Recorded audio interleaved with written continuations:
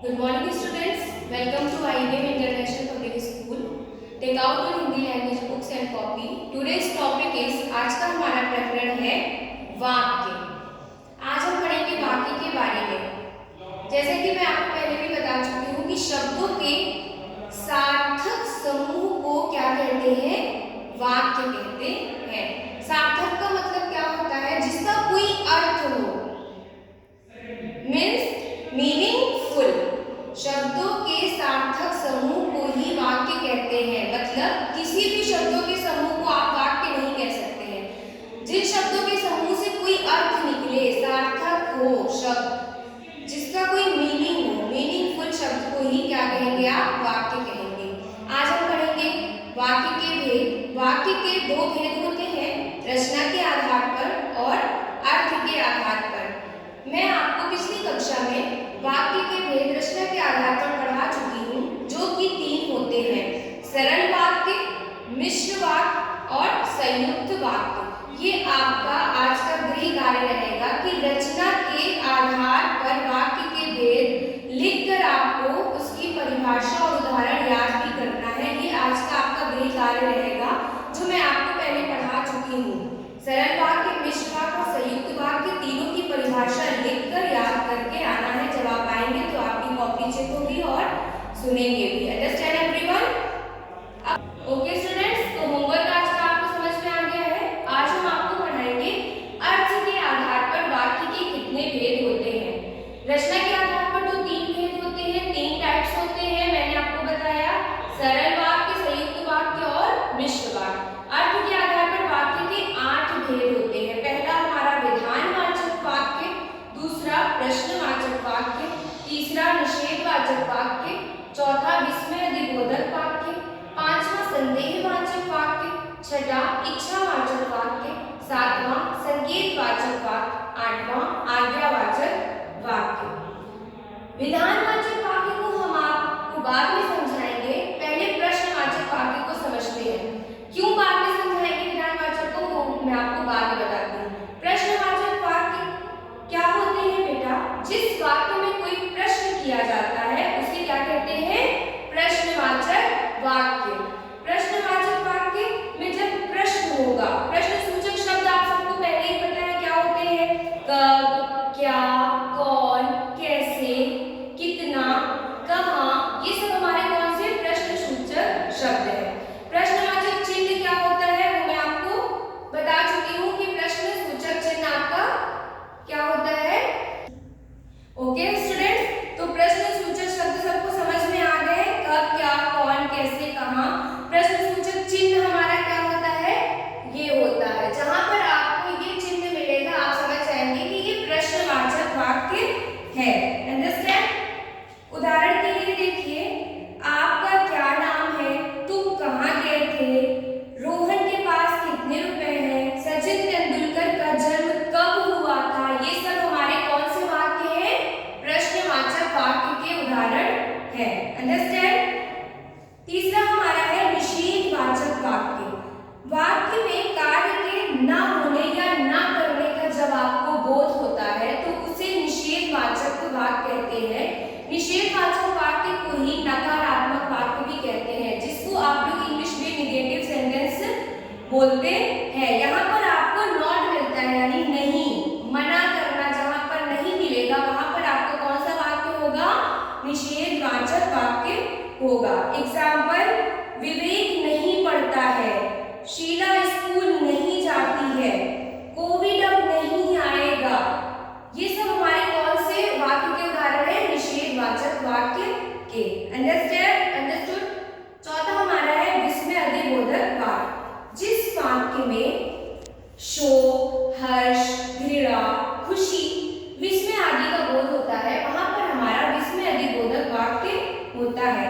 विस्मयादिबोधक शब्द कौन कौन से होते हैं बेटा? वाह, अरे, हाय, ओह, ये सब क्या है? हमारे विस्मयादिबोधक शब्द है। और विस्मयादिबोधक चिन्ह क्या होता है? मैंने आपको बताया है, ये हमारा विस्मयादिबोधक चिन्ह होता है। जहां पर आपको ये चिन्ह, ये साइन मिलेगा, वहां आप समझ जाएंगे कि विस्मयादिबोधक वाक्य है। उदाहरण के तौर पे देखिए,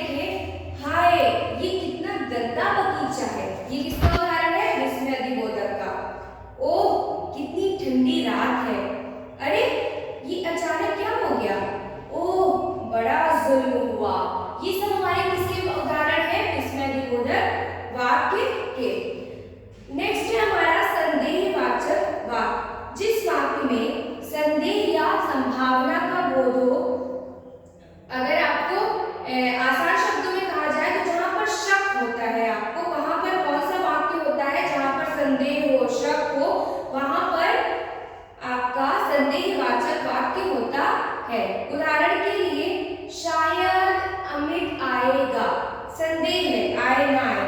संभव है आज धूप निकले, आज वर्षा हो सकती है। संदेह हो रहा है इस वाक्य में, तो यहाँ पर कौन सा वाक्य हो हमारा? संदेहवाचक वाक्य।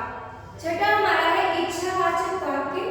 जिस वाक्य में इच्छा, आशा, शुभ कामना आदि प्रकट हो वह हमारा इच्छावाचक वाक्य होता है। जैसे आप कहते हैं आपकी यात्रा मंगलमय हो, भगवान करे भारत ही जीते। आप कहते हैं ना कि इंडिया टीम जीतेगी जीतेगी, तो भगवान करे भारत ही जीते, ये किसका उदाहरण है? इच्छावाचक वाक्य का। ये आपकी इच्छा है, तो जहां पर इच्छा, आशा, शुभकामना आदि हो वहां पर हमारा इच्छावाचक वाक्य होता है। सातवां हमारा है संकेतवाचक वाक्य। वाक्य में एक क्रिया का होना जब दूसरी क्रिया पर निर्भर रहता है वहां पर हमारा संकेतवाचक वाक्य होता है। मतलब संकेतवाचक वाक्य में क्या होता है? दो बातें होंगी, पहली बात पूरी होगी तभी दूसरी बात पूरी होगी। उदाहरण के लिए, यदि तुम बुलाते तो मैं जरूर आता। मैं आता, लेकिन कब आता? जब तुम बुलाते, यानी पहली बात पूरी हो रही है, लेकिन कब? जब दूसरी बात भी पूरी होगी। यदि वर्षा होगी तो फसल अच्छी होगी, यानी आपकी फसल अच्छी होगी, लेकिन कब अच्छी होगी? जब वर्षा होगी। तो यहाँ पर हमारा कौन सा हो गया? संकेतवाचक वाक्य। यानी दो बातें हो रही है, फसल अच्छी होगी लेकिन कब? जब वर्षा होगी। पहली बात पूरी होती तभी दूसरी बात पूरी होती है, वहां पर हमारा संकेतवाचक वाक्य होता है। यहाँ पर इस वाक्य में, संकेतवाचक वाक्य में, एक क्रिया का होना दूसरी क्रिया पर निर्भर होता है, डिपेंड होता है। जैसे मैंने बताया कि फसल अच्छी होगी, लेकिन किस पर डिपेंड है फसल का अच्छा होना? वर्षा के होने पर। आई होप आपको समझ में आ रहा होगा। अब हमारा आता है आज्ञावाचक वाक्य। जिस वाक्य में आज्ञा या आदेश दिया गया हो या प्रार्थना की गई हो वहां पर हमारा आज्ञावाचक वाक्य होता है।